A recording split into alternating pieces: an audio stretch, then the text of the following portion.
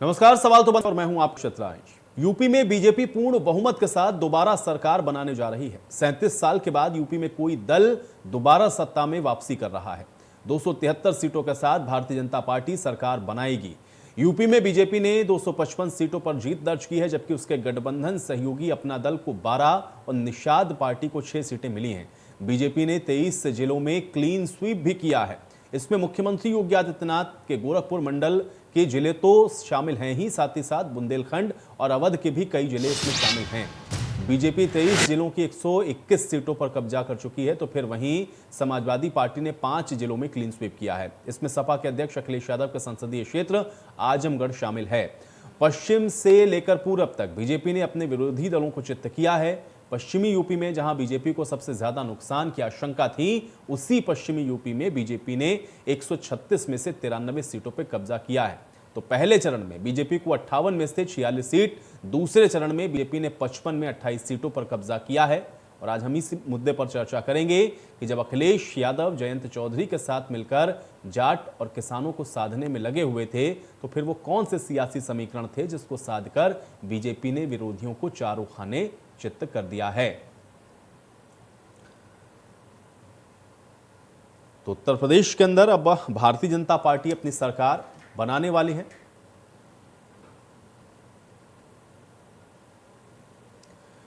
और कुछ खास बातें आपको सबसे पहले बताते हैं। इस बार कुल सीट आप देखें अवध क्षेत्र में तो 83 सीटें भारतीय जनता पार्टी को, 26 समाजवादी पार्टी को मिली।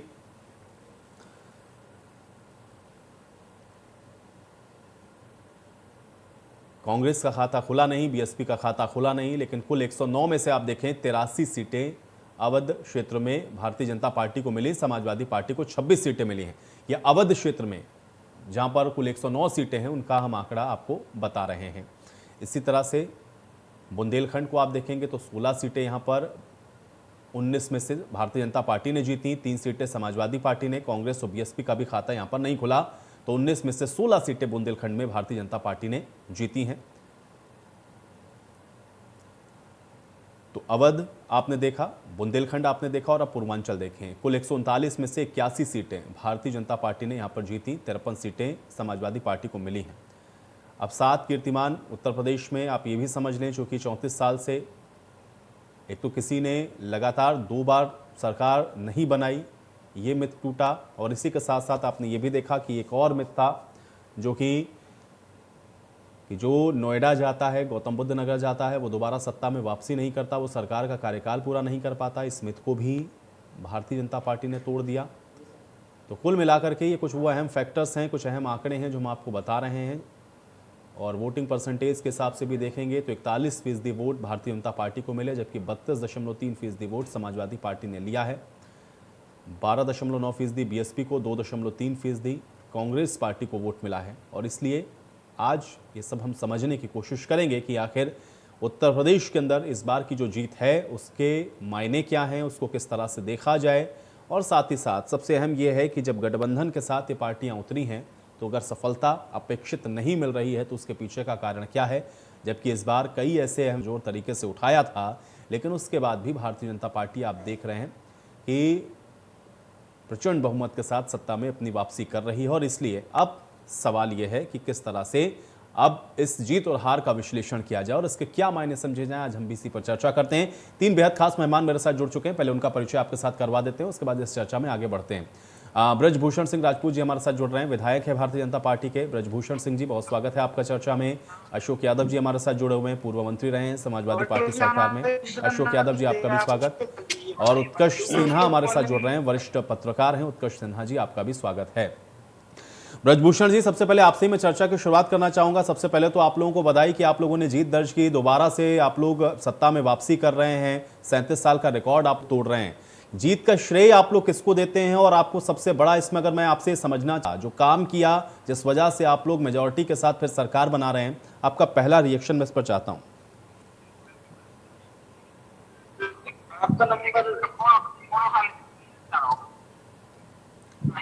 ब्रजभूषण सिंह जी, आपको मेरी आवाज मिल रही है?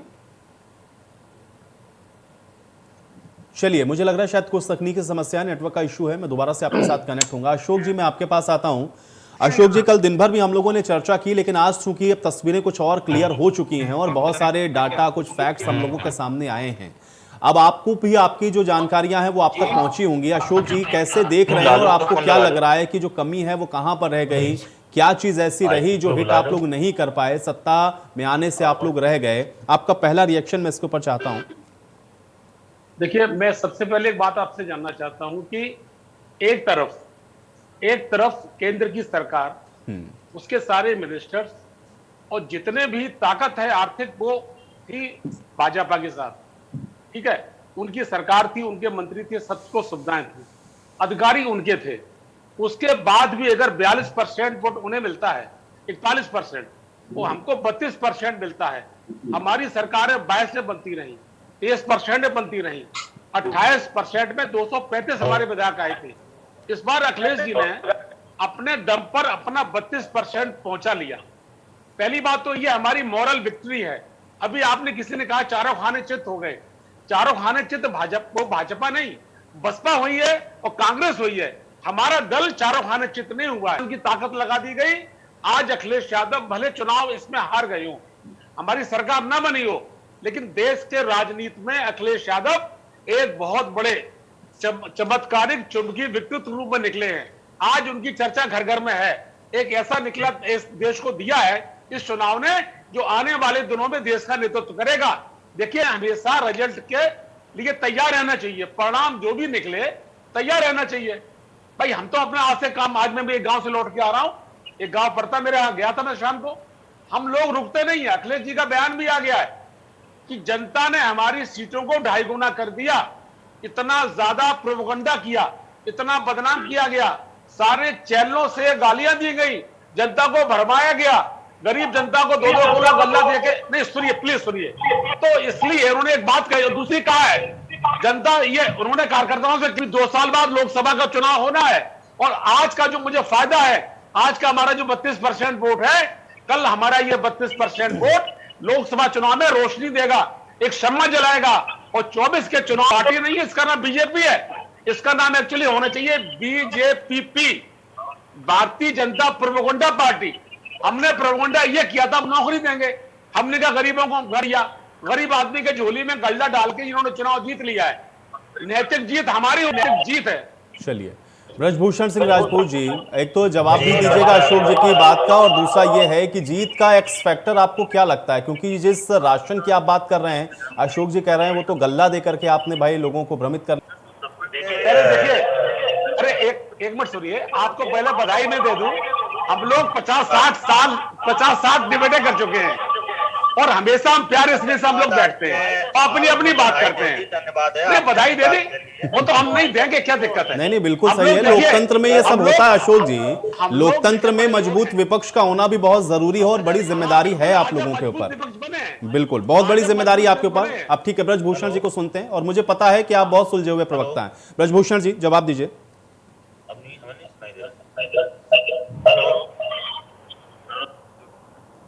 ब्रजभूषण सिंह जी, आपको मेरी आवाज मिल रही है?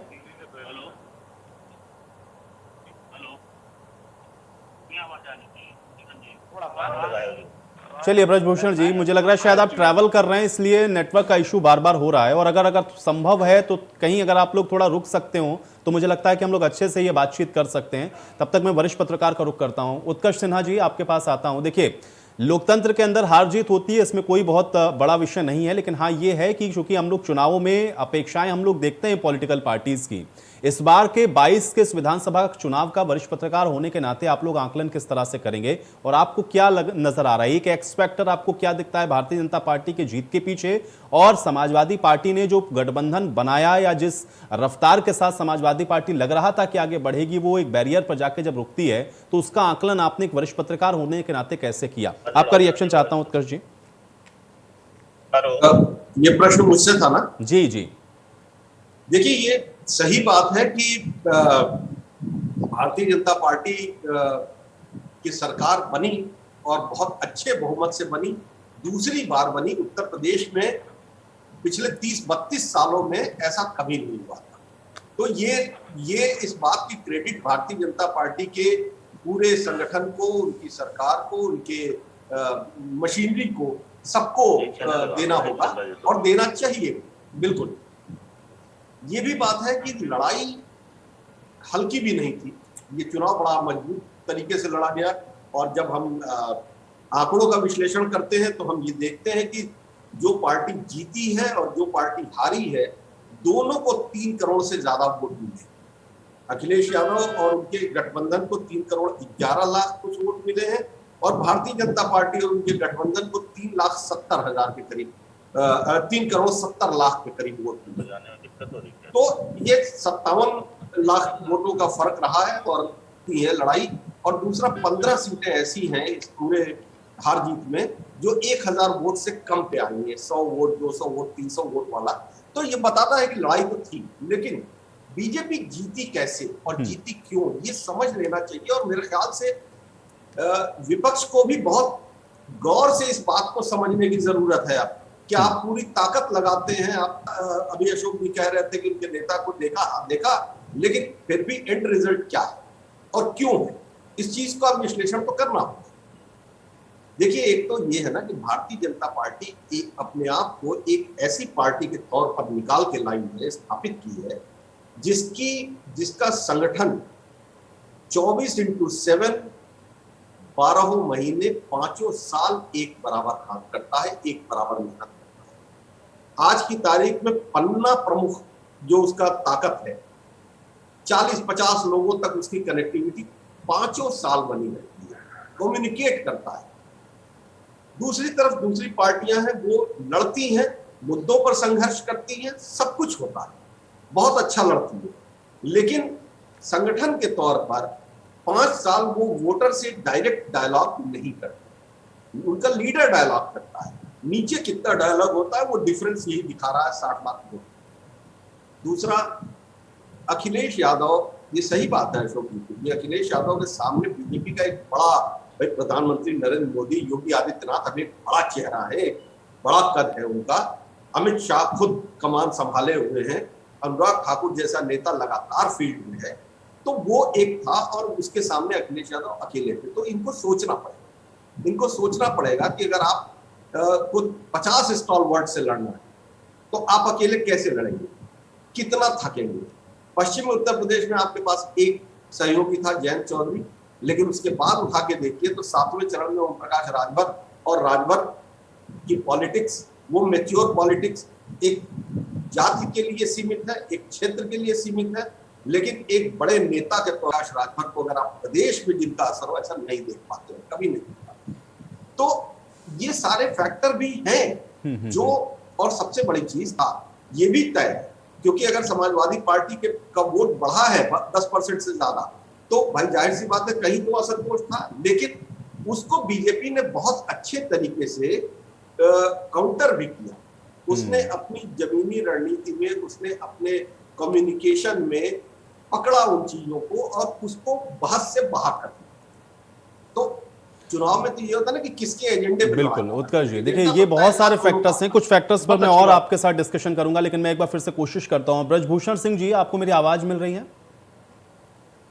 आज मुझे कम आ रही है। जी जी, आवाज आ रही है आपको? बिल्कुल बिल्कुल, आपको मैं बिल्कुल स्पष्ट सुन पा रहा हूं, आपका रिएक्शन मैं चाह रहा हूं। जी पूछे जी। बिल्कुल ब्रजभूषण जी, देखिए सवाल बहुत सीधा सा है। एक तो आपकी जीत का एक्स फैक्टर आपको क्या लगता है कि क्यों आप लोगों को जो जीत है वो मिली, और दूसरा ये है कि भले ही समाजवादी पार्टी ने बहुमत का आंकड़ा न छुआओ, लेकिन उनका वोट परसेंटेज भी बढ़ा है, उनकी सीटें भी बढ़ी हैं, और इसलिए वो एक मजबूत विपक्ष के तौर पर हैं। वो ये कह रहे हैं कि जिस राशन को या जिस अनाज को आपने सबसे बड़ा फैक्टर अपना बताया, जिसके आधार पर आपने लोगों का वोट लिया है, उसको वो ये कह रहे हैं कि आपने उनको देकर के दरअसल उनका वोट अपनी ओर कैटर करने की कोशिश की है, राशन देकर के आप लोगों ने वोट को अपने साथ जोड़ा है। मैं आपका इस पर एक रिएक्शन चाहता हूं। इसके बारे में यही कहूंगा कि जो हमारे देश के प्रधानमंत्री माननीय नरेंद्र मोदी जी हैं, जो उनका नारा था सबका साथ सबका विकास, और जो केंद्र सरकार के द्वारा जो भी योजनाएं भेजी गई उनको हर व्यक्ति तक पहुंचाने का काम उत्तर प्रदेश सरकार ने किया। और उत्तर प्रदेश सरकार में हमारे उत्तर प्रदेश के यशस्वी मुख्यमंत्री योगी आदित्यनाथ जी ने उत्तर प्रदेश के अंदर जो गुंडों के ऊपर जो बुलडोजर चलाया है, जिसकी चर्चा आज जन जन में हो रही है। इस बात को आप लोगों ने भी चुनाव के दौरान में कवरेज भी किया है। आज जगह जगह जाते हैं तो पहले लोग कहते हैं जब सुरक्षित रहेंगे तभी हमें आगे कुछ मिल पाएगा। सुरक्षा एक बड़ा विषय रहा उत्तर प्रदेश में। पिछली जो सरकार रही, आपने स्वयं भी देखा कि उन सरकारों में गुंडे किस तरीके से सरकार पर और प्रशासन पे भी हावी हुआ करते थे। पिछली सरकारों में गुंडों को थानों में दामादों की तरह बैठालकर उनका स्वागत और सत्कार किया जाता था। सबसे बड़ा यही जो गुंडों के ऊपर जो बुलडोजर चला है, उनकी संपत्तियों पे चला है, इसका लाभ भारतीय जनता पार्टी को हुआ है। मेरी आवाज सुन पा रहे हैं जी? आप? बिल्कुल बिल्कुल। और दूसरा एक सबसे बड़ा मुद्दा में आप जो सबसे बड़ा विश्वास जो योगी जी ने जन जन का जो जीता है, उत्तर प्रदेश के लोगों का जो विश्वास जीतने में योगी जी जो सफल हुए हैं, उसका एक ही उनकी जो ईमानदार छवि है, जो उनके सरकार में उनके कार्यकाल में जो भी भर्तियां निकली, उन भर्तियों में किसी भी व्यक्ति से एक भी रुपए नहीं लगा। इसका भी उन गरीब तबके के लोगों तक असर पहुंचा है। उन लोगों ने, जब हम लोग प्रचार के दौरान जाते थे, हम लोग प्रचार के दौरान जाते थे, तो जो लोग पैसे देने में, जिनके पास बिल्कुल पैसा नहीं था, कच्चे मकानों में रहते थे, जिन्होंने कभी कल्पना नहीं की थी, जो लोग ये सोचते थे कि हमारा नौकरी तो सिर्फ उनको मिलती है जिनके पास पैसा होता है, योग्य व्यक्ति भी अपने आप को अपनी योग्यता, अपनी ताकत का पूरा तागा लगाते थे, फिर भी उनके अंदर एक धारणा थी कि नौकरी सिर्फ पैसे के बल पर मिलेगी। इस भ्रम को जो है अगर किसी ने खत्म किया है तो योगी जी ने खत्म किया है। और एक फैक्टर और हम लोगों को चुनाव में देखने को यहाँ पर मिलादारी के साथ में, जिस निष्पक्षता के साथ में योगी जी ने हर व्यक्ति को जो है लाभ पहुंचाने का काम किया है, आवास पहुंचाने का, शौचालय पहुंचाने का, गैस चूल्हा पहुंचाने का। और राशन तो आप जानते ही हैं, कोरोना कार्यकाल में, कोरोना महामारी के दौरान जो गरीब लोगों का नुकसान हुआ है, हम लोगों के लिए हर व्यक्ति का जीवन महत्वपूर्ण था। सुप्रीम कोर्ट, हाई कोर्ट का डायरेक्शन था कि कोई भी व्यक्ति भूखा नहीं मरना चाहिए। हम लोगों ने उन डायरेक्शनों का पालन किया है। इनके लिए सेवा वोट लेने का माध्यम हो सकता है, मगर भारतीय जनता पार्टी के लिए राजनीति देश की सेवा और गरीबों की। अशोक जी, यही चीज मैं आपसे जानना चाह रहा हूँ। एक तो आपने पहला, जब मैंने आपसे सवाल पूछा तो आपने कहा कि देखिए, एक तरफ तो पूरा केंद्र का नेतृत्व लगा हुआ था, बड़े बड़े नेता उनके हम लोगों को दिख रहे थे कैंपेन करते हुए, लेकिन फिर मेरे जहन में ये भी आता है कि इसी तरह से हम लोगों ने पूरा कैंपेन देखा था वेस्ट बंगाल के अंदर, लेकिन ममता बनर्जी वहां पर जीत करके आई हैं। ऐसा क्या हुआ है कि आप लोग यहाँ पर पूरी मजबूती के साथ लड़ने के बाद भी उसको आप लोग भेद नहीं पाए? सीटें बढ़ी आपकी, उसमें कोई डाउट नहीं है, वोटिंग परसेंटेज भी आपका जो प्रतिशत है वो भी बढ़ा, लेकिन वेस्ट बंगाल में ममता बनर्जी तो जीत कर आई है ना। फिर इस बात को आप कैसे कहेंगे कि यहाँ पूरा महकमा लगा हुआ था या इनका शीर्ष नेतृत्व था, इसलिए आप लोग हार गए? अशोक जी देखिए, एक तो डिबेट होती है प्री पोल, तब अंदाज अलग होता है, और ये पोस्ट पोल, यानी पोस्ट के बाद, रिजल्ट के बाद की है। हमें किसी से कोई शिकायत नहीं। देखिए, हम अपनी बात को कायदे से रखेंगे। हमारे राजपूत जी ने अपनी बात रखी, लेकिन इतना जरूर कहेंगे कि जितनी बातें रखी हैं उसका असर होता अगर, तो हमारा वोट होता 22% और इनका होता 52%। बहुत बड़ा फर्क नहीं है, बहुत बड़ा फर्क नहीं है। इस पे जो बातें आपने तमाम आरोप लगा दिए हैं, मैं आपसे एक बात पूछता हूं, बुलडोजर किसी गुंडे का मकान गिराएगा तो हमें क्या तकलीफ होगी भाई? हमारे नेता ने चुनाव में जो काम करके दिया है, उसने देखिए जातिवाद खत्म किया, प्रत्येक जाति को टिकट, सुनिए, टिकट दिया। चले ब्रजभूषण सिंह सुन लीजिए, अब तो सुनिए, आज तो मुझे लग रहा है एक दूसरे को सुन ले तो बहुत बेहतर है। मैं आपसे कोई शिकायत नहीं कर रहा हूं। ब्रजभूषण जी, आप तो जीत के आ गए हैं और वो विपक्ष में बैठे हैं, लेकिन उनकी बात को सुनिए। हम जब भी बैठेंगे, देखिए, हम फिर भी आपसे कहते हैं, आप अपने सबसे कहिए कि अच्छी तरह बात करें। अब तो चुनाव हो चुका है, अब तो लंबा सफर है। एक मैं अक्सर लाने पड़ता हूं, मेरे गुरुजी की लाइनें हैं कि इसका कहीं नहीं इति अथ है, इत मानी शुरुआत, अथ मानी अंत, कि इसका कहीं नहीं इति अथ है, जीवन सतत साधना पथ है। ये आदमी को राजनीति में मानना चाहिए। नेता चाहे कोई कितना बड़ा हो, ये मानना पड़ेगा उसे कि कहीं इसका अंत भी है और शुरुआत भी है। इसका बीच का हम जिंदगी गुजारते हैं, हार मिलेगी जीत मिलेगी। मैं इतनी ही आपसे कहता हूं कि जो आपने तमाम बातें करी, गुंडा माफिया, हमारा कहां मतलब उनसे रह गया था। इस बार परिवारवाद के नाम पर कोई टिकट नहीं दिया, अपने किसी भी माफिया गुंडे को टिकट नहीं दिया।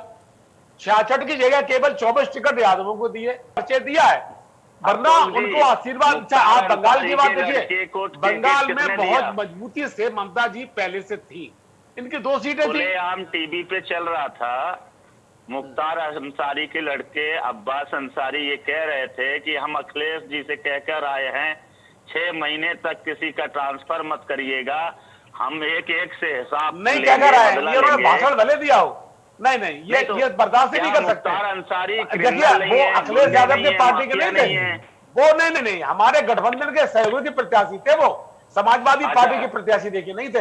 देखिए प्लीज आज आप देखिए, अपना जश्न मनाइए, आप जश्न मनाइए, हमारी बात सुनिए। आयुष जी ने पूछा है, ब्रजभूषण जी देखिए मैं आपको समय दूंगा, आराम से अपनी बात रखिएगा। ब्रजभूषण जी पूरा समय दूंगा, आराम से अपनी बात रखिएगा। आप आराम से अशोक जी की बात को काटिएगा, लेकिन अभी नहीं, एक एक करके बोलेंगे तो मुझे लगता है थोड़ा बेहतर रहेगा ना, बात जानी चाहिए, जनता तक पहुंचनी चाहिए। सुन ले। हाँ अशोक, बड़ी मशहूर गीत हुआ जो फिल्मों में भी आया है, जीत है तो कभी हार है जिंदगी, जीत है तो कभी हार है जिंदगी, गम खुशियों का व्यापार है जिंदगी, जिंदगी में कभी हार मत मानना, पूरी होगी कभी तो मनोकामना, मन में आशा का संचार है जिंदगी, मन में आशा का संचार जिंदगी है। आज जो अखिलेश यादव का जो बयान आया है, उस बयान में साफ साफ तो उन्होंने कहा है कि हमें स्वीकार है, हमारे 3 गुना वोट बढ़ गया है, हमारी सीटें 45 की जगह आज 3 गुना बढ़ा दी लोगों ने। एक 47 साल का जो युवा है, जिसको पूरी दुनिया देख रही आने वाले दिनों के नेता के रूप में, आज वो स्वीकार कर रहा है और उसने कह दिया है, ये सबसे कह दिया है, आप लोग शांति से रहिए, अपना नई रूपरेखा बनाइए, आने वाले फिर चुनाव हैं, उनकी तैयारी करिए। आज उनका बयान बहुत शानदार आया, एक सुलझे आदमी का बयान आया है, और सुलझा नेता ना होता तो हम समझते हैं कि कौन सी बात प्रधानमंत्री जी ने ओछी नहीं कही, बौखलाहट भरी बातें नहीं करी। पूरे आप देखिए 3 महीने में अखिलेश के खिलाफ पूरा एक कैंपेन चलाया, क्या नहीं कहा, जबकि उन्होंने कभी भी प्रधानमंत्री जी के लिए अपशब्द नहीं कहा। तो वो नेता देश का नेता बन चुका है। बंगाल की बात थी, बंगाल में दीदी पहले से मजबूत थी, ये यहां मजबूत थे भाई। 324 सीट का मतलब क्या होता है, आप यहां मजबूत है। हम अपनी बात को रखा हमने, हम खाली विकास की बात करते रहे, हम नौकरी देने की बात करते रहे, हम शिक्षा मित्रों को दोबारा नौकरी देने की बात करते रहे। हमने कभी ये नहीं कहा कि गल्ला झोली में डालेंगे। हाँ, हम बिजली क्यों देंगे कि किसानों की दिक्कत बहुत नहीं, लेकिन अशोक जी देखिए इस बात से मुझे थोड़ा सा मैं डिफर करूंगा। मुझे बताइए कि जिनको गल्ला दिया गया या जिनको राशन दिया गया, वो तो जरूरी था ना।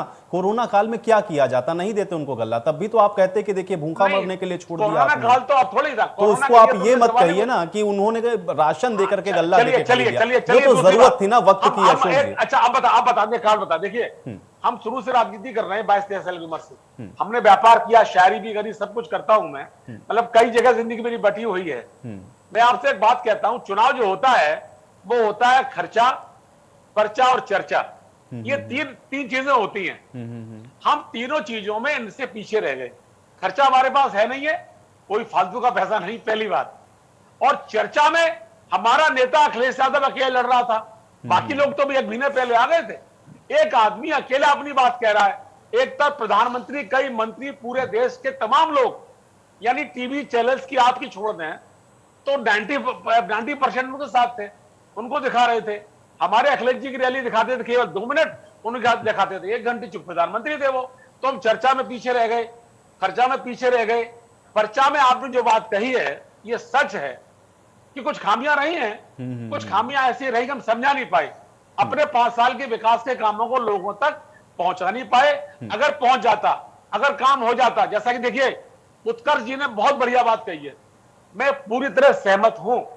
देखिए मैं आपसे फिर कहता हूं, देश सबसे बड़ा है, समाज सबसे बड़ा, उसके बाद हमारा दल है। अगर देश समाज नहीं होगा तो दल कहां से रहेगा। लेकिन हम अपने दल के अंदर समाजवादी सिद्धांतों के तहत काम करना चाहते हैं, लोहिया बात के तहत काम करना चाहते हैं। और जो मुलायम सिंह ने कामों को छोड़ा है गरीबों के लिए, मजलूम, उसमें काम करना चाहते हैं। हम पूरे विश्वास से विपक्ष से बैठेंगे और 2 साल संघर्ष भी हमारा है। लोकसभा का चुनाव का हम एक के लक्ष्य बनाएंगे और 2 साल तक मेहनत करके जो हमारा ये 32% वोट है, इस वोट को मेहनत करके हम बढ़ा लेंगे, 42% कर लेंगे। ये हमारा मन में संकल्प है। हम भी नहीं, बिल्कुल ठीक है अशोक जी, और बिल्कुल मेहनत करने वालों की तो कभी हार नहीं होती, मेहनत करने वालों की कभी हार नहीं होती। उत्कर्ष जी, तो हम आने वाले बिल्कुल तैयार करिए अशोक जी, बिल्कुल तैयारी करिए, बिल्कुल तैयारी करिए। और लोकतंत्र में चुनाव में पक्ष और विपक्ष दोनों का मजबूत होना बहुत जरूरी। उत्कर्ष जी, कुछ चीजें मैं थोड़ा सा और समझना चाहूंगा। एक तो और पार्टीज को लेकर के, एक तो बहुजन समाज पार्टी को हम लोगों ने देखा जिस तरह से उसका डिक्लाइन हुआ। कांग्रेस पार्टी पे हालांकि इस बार लग रहा था कि कुछ कैंपेन वगैरह प्रियंका गांधी का है, हो सकता है कि पहले से स्थिति थोड़ी बेहतर हो, वो भी डिक्लाइन में हमको दिखी। इसका आकलन आप किस तरह से करेंगे? और समाजवादी पार्टी, जैसे कि हम लोग देख रहे थे कि एक मूवमेंट बना हुआ था, लग रहा था कि हाँ, एक तो बहुत सीटों पर हम लोगों ने देखा भी कि जो जीत हार का अंतर अभी आपने भी बताया, लेकिन उसके बावजूद भी क्या कुछ बयानबाजियां या कुछ एरोगेंस या कुछ इस तरह की चीजें जो कि सोशल मीडिया पे हम लोगों ने खूब देखी, क्या वो भी कहीं इफेक्ट करती हुई नजर आई? कि जब हम लोग देखते हैं तीसरा, चौथा और पांचवा और उसके आगे जब ये फेज में बढ़ता है चुनाव, तो उस वजह से भी वहां पर भी हम देख रहे हैं कि समाजवादी पार्टी की जो सीटें हैं वो घटी हैं या फिर कम हो गई, या फिर जीत हार का जो अंतर है वो मार्जिनल रहा बहुत ज्यादा। इसका आकलन आप किस तरह से करेंगे? क्या ये बयान भारी भी पड़े? और दूसरा, जो 2 और पार्टियों का मैंने जिक्र किया, उस पर भी आपकी प्रतिक्रिया चाहूंगा उत्कर्ष जी। असल में देखिए, कई चीजें होती है। चुनाव लंबा होता है, दबाव होता है राजनेताओं के ऊपर, बयान कुछ अच्छे आते हैं, कुछ खराब आते हैं, चर्चा खराब बयानों की ज्यादा हो जाती है। और बहुत सारे भारतीय जनता पार्टी के भी नेताओं के वीडियो वायरल हो रहे थे, लेकिन वो चर्चा में नहीं थे, वो एक अलग बात है। और दूसरी तरफ जो समाजवादी पार्टी के नेताओं के बयान थे वो ज्यादा हाइप पा रहे थे। तो वो स्ट्रेटजी है ना भाई, कोई भी लड़ेगा अगर, तो बीजेपी ने अगर उसमें सफलता पाई तो ये उसकी रणनीति की सफलता है कि उसने वहां पर फोकस कर रखा। आपने नहीं किया। दूसरी बात ये कि मायावती का सवाल, देखिए ये बहुत इंटरेस्टिंग बात है। मायावती जिस तरह से पिछले 30 साल से बीएसपी 30-35 साल से उत्तर प्रदेश की राजनीति में थी, हर चुनाव त्रिकोणीय होता रहा। ये पहला चुनाव ऐसा था जो आमने सामने का हुआ, और इसीलिए जो वोट डिफरेंस दिख रहा है ये काम नहीं कर पाया। आप याद करिए अखिलेश यादव ने पहली सरकार जब बनाई थी, या उसके पहले मायावती ने बनाई थी, या उसके पहले भारतीय जनता पार्टी ने बनाई थी, तो 30-32% जिसके पास होता था वो चुनाव जीत जाता था, सरकार बनाती। 29% सर था, 29% पर आपने बनाई थी। हाँ, ऐसे ही चल रहा। लेकिन वो ट्रायंगुलर इलेक्शंस होते थे, 4 कॉर्नर इलेक्शंस होते थे। अभी इलेक्शन, इस बार का इलेक्शन एकदम सीधा था। और मायावती के बारे में तो 2019 के चुनाव में ये अंदाजा लग गया था उसके बाद से ही कि मायावती अपने आप को थोड़ा विड्रॉल स्टेटस में रखे हुए, थोड़ा पीछे करके रखे। किस दबाव में क्या है वो चर्चा बहुत हो चुकी है। उनके ऊपर दबाव थे नहीं थे ये उनको समझना होगा, या उस दबाव को उन्होंने कैसे लिया वो उनको समझना है। लेकिन कुल मिला के इस चुनाव को उन्होंने लड़ा ही। वो एक फॉर्मेलिटी के तौर पर कभी कभी आई, 1-2 रैलियां उन्होंने की, उसके नीचे उनका कैडर गायब हो चुका था, उनके बड़े नेता समाजवादी पार्टी में जा चुके थे, तो वैसे भी उनके पास कुछ बहुत नहीं था, नीचे का तंत्र उनका हिला हुआ था, उसके ऊपर उन्होंने काम नहीं किया। तो मायावती का जो 12% पे आना है, वो जो गैप बना है, बीजेपी को मदद मिली है उससे अपने आप को एंटी इनकम्बेंसी का जो भी फैक्टर बनता उसको कवर अप कर लिया बीजेपी ने, और उसको बढ़ा लिया, अपने वोट परसेंटेज को बढ़ा लिया। तो और उसमें अगर पॉलिसी के लेवल पर देखें, पॉलिटिक्स अलग है, पॉलिसी अलग है। तो भाई ये जो डायरेक्ट बेनिफिट स्कीम है जिसका जिक्र अभी ब्रजभूषण भी कर रहे थे, वो फैक्टर तो है।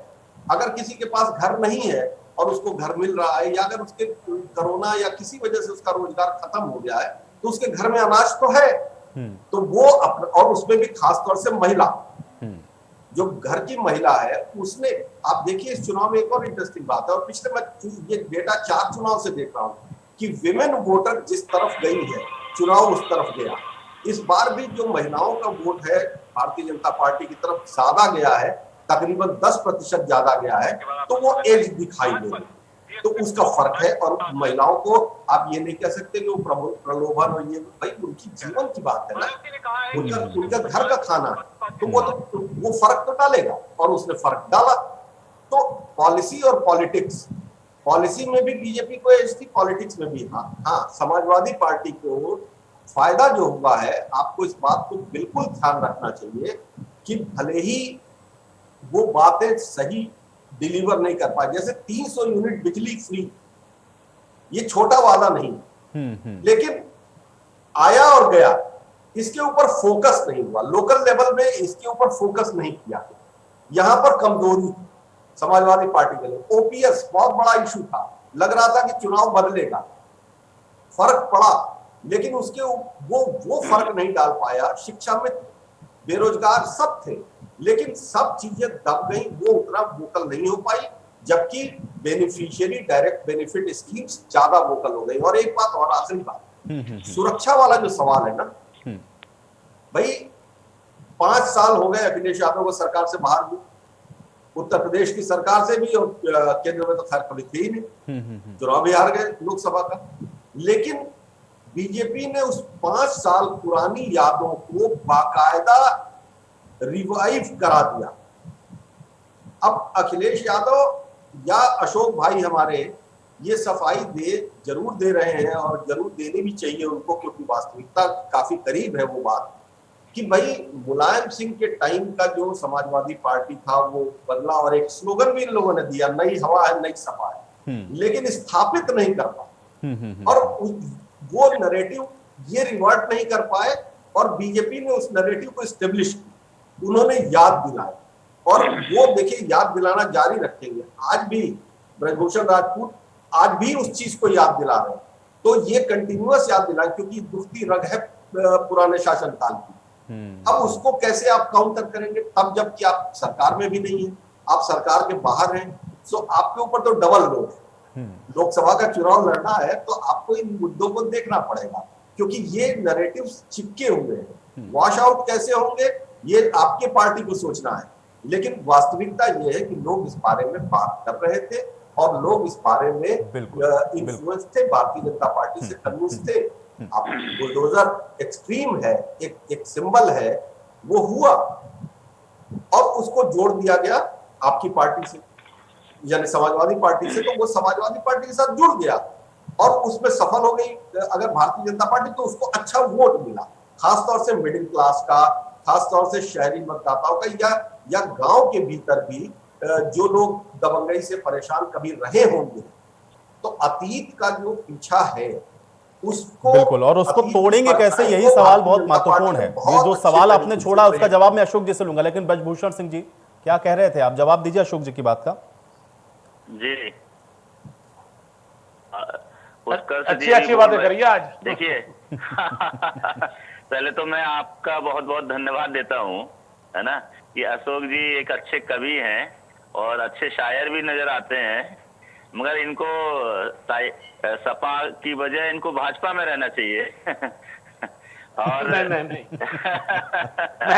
मैं एक बीच में बता दूंगा आपको, देखिए जी मैं कभी शायर था जब मुलायम सिंह जी ने अपनी सरकार में 2005 में जब मुझे अध्यक्ष बनाया था, जिले का अध्यक्ष, तो लोगों ने अखबारों में चर्चा की थी, एक कवि को अध्यक्ष बना दिया। 12 साल के कार्यकाल में मैं कोई चुनाव ड्रामा से हारा नहीं था, तो इतना बता दिया मैंने आपको, शायरी का भी एक असर होता है। धन्यवाद। देखिए अशोक जी, हम एक बुंदेलखंड से आते हैं, और बुंदेलखंड से मैं चरखारी से विधायक हूँ। हाँ, मैं समझ गया आपको। हाँ, समझ गया। जिला महोबा पड़ता है। हाँ, अरे जानता हूँ, मैं गया हूँ आपके। जी, और मैं दूसरी बार विधायक बना हूँ, ये दूसरी बार विधायक बन के आया हूँ मैं, फिर से जीत के आया हूँ। आपको बधाई बहुत। और 45,000 से अधिक वोटों से मैं जीता हूँ। वाह वाह। और पिछली बार मैं जो है 73 वोटों से जीतता था। तो यहाँ आपका एक सवाल का जवाब ये भी है कि आप जैसे बढ़ने की बात करें तो हमारा भी वोट प्रतिशत बढ़ा है। जो जनता का विश्वास है वो पहले से ज्यादा बढ़ के मजबूत हुआ है। और आप भी अशोक जी ये चीज मानने का प्रयत्न करें, कोशिश करें। मैं नहीं कहता कि आप एकदम जल्दी मान लोगे या मान जाए। मैं कहूंगा कि जो वास्तविकता है, सच्चाई है, देश के हित में है, उसे स्वीकार करने से स्वीकार करना बहुत अच्छा होता है। खुद की आत्मसंतुष्टि भी प्राप्त होती है। जैसा आप लोग भी देख रहे हैं, लगातार देश के प्रधानमंत्री जी माननीय मोदी जी के प्रति देश की जनता का विश्वास बढ़ता जा रहा है। अमित शाह जी की जो नीतियां हैं, उन नीतियों पर लोगों का भरोसा बढ़ रहा है। लगातार जिस तरीके से योगी जी उत्तर प्रदेश में काम किए हैं, उनके काम पर और उनकी बातों पर जनता ने विश्वास किया है। हमारे उत्तर प्रदेश के प्रदेश अध्यक्ष श्री स्वतंत्र देव जी की जो कार्यशैली है, जो संगठन को लेकर चलने का उनका सरल स्वभाव है, उसको आम कार्यकर्ता ने अपनाया है और उस कार्यकर्ता के दम पर आज फिर से भारतीय जनता पार्टी पूर्ण बहुमत में आई है। यहाँ भारतीय जनता पार्टी के जो जनप्रतिनिधि हैं, कार्यकर्ता हैं, वो अपनी सीमाओं में रहकर जनता की सेवा करते हैं। और समाजवादी पार्टी के जो कार्यकर्ता हैं, वो सीमा लांघ कर जो है जनता का दोहन करते हैं, अपमान करते हैं, उनको पीड़ित करते हैं। इसलिए जनता आप लोगों के साथ में खड़ी नजर नहीं आ रही है। ठीक है ब्रजभूषण जी, देखिए ये तो बात हो गई कल की। मैं ये कह रहा हूं कि देखिए आज आप जीत करके आ गए और आप तो दोबारा फिर जीत करके आए हैं। आपने ये भी बताया कि आपका जो वोट है वो भी बढ़ा वहां पर। इसके लिए निश्चित तौर पर आपने ग्राउंड पर काम किया होगा, लोकल विधायकों से भी वहां की जो जनता उनका कनेक्शन होता, आपका काम होगा, इसलिए आपको जनता ने दोबारा चुना और ज्यादा आपको मैंडेट दिया। लेकिन अशोक जी ने जो बात कही, मैं उस पर थोड़ा सा और आपसे चाह रहा हूं कि आप बताएं। एक तो उन्होंने ये कहा कि देखिए उनकी सीटें कम थी, जाहिर बात उनकी सीटें भी बढ़ी, उनका वोट परसेंटेज भी बढ़ा। आपकी सीटें ज्यादा थी और आपकी सीटें देखिए कम हो गई। अगर हम लोग 17 में देखें और अब 22 में देखें, अभी 24 के चुनाव में जाना है, ये इनका बढ़ा हुआ वोटिंग परसेंटेज अगर इनके साथ लोग इसी तरह से जोड़ रहे हैं और आपका कम हुआ अगर, तो फिर आप कैसे इतना आश्वस्त हैं? आपको नहीं लग रहा कि कुछ चीजें आप लोगों को भी आंकलन करना चाहिए कि आप कैसे 312 से आप लोग 272 पर आए? उसका आंकलन आपको भी करना चाहिए। निश्चित रूप से यहाँ आपके पैनल में उत्कर्ष जी बैठे हैं। ये हम बहुत अच्छे पत्रकार हैं, इन्हें हम जानते हैं, इनके पास में इनकी अच्छी सोच है और इनका जो आकलन अभी ये दे भी रहे थे और आप आगे भी इनका सुनेंगे तो एकदम फैक्ट निकलता है। तो मैं अशोक जी की जो आप बात पूछना चाहते हो उसका जवाब देना चाहता हूँ। निश्चित रूप से हमने जो काम किया है, योगी जी ने जो काम किया, जनता का जो दिल भी जीता है योगी जी ने। आप खुद कल्पना कीजिए, जब समाजवादी पार्टी की सरकार थी और जो समाजवादी पार्टी इसके बाद जब चुनाव आया तो अखिलेश यादव जी कहते थे कि विकास बोलता है और इन्होंने नारा दिया, विकास बोलता है, काम बोलता है, काम बोलता है। तो वो उनका नारा एकदम धड़ाम बोला, जो जनता इनको एकदम छोड़ दी। मतलब इनकी इतनी बुरी हालत किया जिसका कोई सीमा नहीं था। और आप देखिए कि हम लोगों ने 5 साल काम किया लगातार और उसमें थोड़ी बहुत कहीं कमियां निश्चित रूप से रही होंगी, जिससे थोड़ा बहुत ये जो हमारी सीटें कम की है स्वीकार कर लेना चाहिए। सच्चाई है, पूरी देश के सामने, प्रदेश के सामने जो दिख रहा है, कहीं कमियां रहेंगी। अब आने वाले कल में हम उन्हें सुधार लेंगे। ये जो 24 में उससे पहले हम सारी चीजों को सुधार लेंगे। मगर ये तय है कि योगी जी के काम को लोगों ने पसंद किया है। योगी जी के जो विकास करने का जो तरीका है, गुंडे माफियाओं को ठीक करने का तरीका है, उसको जनता ने सराहा है। इसलिए फुल बहुमत में सरकार आई है। गठबंधन करने का आवश्यकता नहीं पड़ी है, तोड़ फोड़ करने का आवश्यकता नहीं पड़ी है। हमारी सरकार पूर्ण बहुमत से सरकार बनी है। इसलिए ये स्वीकार कर लेना चाहिए कि योगी जी के काम को, उनकी कार्यशैली को, योगी जी की नीतियों को लोगों ने पसंद किया है। और जैसा कि आप भी ये मान रहे हैं, अशोक जी भी ये बात मान रहे हैं कि इन्होंने गल्ला बांटा। भाई, जनता को उत्तर प्रदेश की जिस चीज की आवश्यकता थी उन जरूरतों को अगर हमने पूरा किया है तभी तो उन्होंने हमें नहीं बिल्कुल ब्रजभूषण जी, देखिए इसीलिए मैंने इस बात पे, मैं अशोक जी को बहुत अच्छे से जानता हूं, इसीलिए मैंने उनसे केवल इसीलिए यह सवाल पूछा कि वो जरूरत थी वक्त की तो इसलिए उन्होंने दिया, इसलिए उसको उस परिप्रेक्ष्य में ना देखा, जब वो जरूरत थी वो सही है, मान लिया ठीक है। लेकिन अशोक जी अब आते हैं उसी मूल प्रश्न पर, चूंकि देखिए आप लोगों ने लड़ा, आप लोग एक, हमें ये कह सकता हूं कि मजबूत विपक्ष के साथ बैठ रहे हैं आप लोग। जवाब देना चाहता था, 1 मिनट मेरी बात सुन लीजिए। ठीक है सर, कंप्लीट करें। देखिए आप लगातार देख रहे थे 5 सालों से समाजवादी, कांग्रेस, बसपा, तमाम दल, अकाली दल, ममता बनर्जी का दल, तमाम जितने भी लालू प्रसाद यादव जी का दल, जितने भी दल है भारतीय जनता, देश में जितने भी छोटा दल है, वो सारे दल जो है मिलकर देश के प्रधानमंत्री माननीय मोदी जी की और भारतीय जनता पार्टी की छवि को धूमिल करने के लिए लगातार षड्यंत्र पे षड्यंत्र करते रहे। फिर भी जनता इनके षड्यंत्रों में नहीं आई। जनता ने भारतीय जनता पार्टी के ऊपर, मोदी जी की कार्य नीतियों के ऊपर, अमित शाह जी की नीतियों पर, योगी जी की कार्यशैली को पसंद करते हुए भारतीय जनता पार्टी की सरकार फुल बहुमत में देने का काम किया है। चलिए अशोक जी, देखिए उत्कर्ष जी ने जो सवाल उठाया था, मुझे लग रहा है कि उस पर बड़ा फोकस करना जरूरी है। मैं चाह रहा हूं कि जवाब दें अशोक जी, और आप जो कहना चाह रहे हैं वो भी। देखिए ये मेरा जो फेज होगा, शायद 2-3 मिनट की बात करूंगा, हो सकता है अब तक की डिबेट की श्रेष्ठतम बात करूंगा। पहली बात तो उत्कर्ष सिन्हा साहब, मैं इस वीडियो को अपने अखिलेश जी को सुनाऊंगा, मेरे पास की रिकॉर्डिंग आ जाती, सुनिए जितनी सार्थक, यही बात जो उन्होंने कही वही मैं उनसे करता, मैं उनके बहुत करीब हूं, मेरी बातचीत होती है, कल बैठ के बात होनी है, हम ही कहां रही। निश्चित मानिए सिन्हा साहब, मैं कभी मिलूंगा आपसे, एक एक लाइन आपकी इतनी सार्थक और शानदार है जो हमें एडॉप्ट करनी चाहिए, ये उनको भी करनी चाहिए, क्योंकि सत्ता में नहीं है, अब संघर्ष करना है। अब संघर्ष करना है तो गलत बातें नहीं करनी, खराब बातें नहीं करनी है, केवल जनता तक पहुंचने का काम करना है।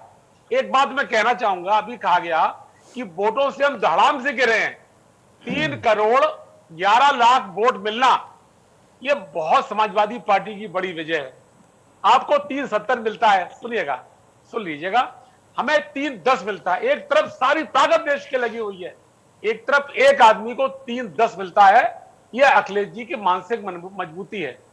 एक सिन्हा साहब, एक हमारा बड़ा शेर है, बड़ी बड़ी मशहूर गजल हुई है, हम 2 शेर सुनाएंगे उसको, कि लम्हा लम्हा यहां मचलता है, कोई गिरता कोई संभलता है, और वो है बुज़दिल जो वक्त जुल्मत में, वो है बुज़दिल जो वक्त जुल्मत में घर से बाहर नहीं निकलता है।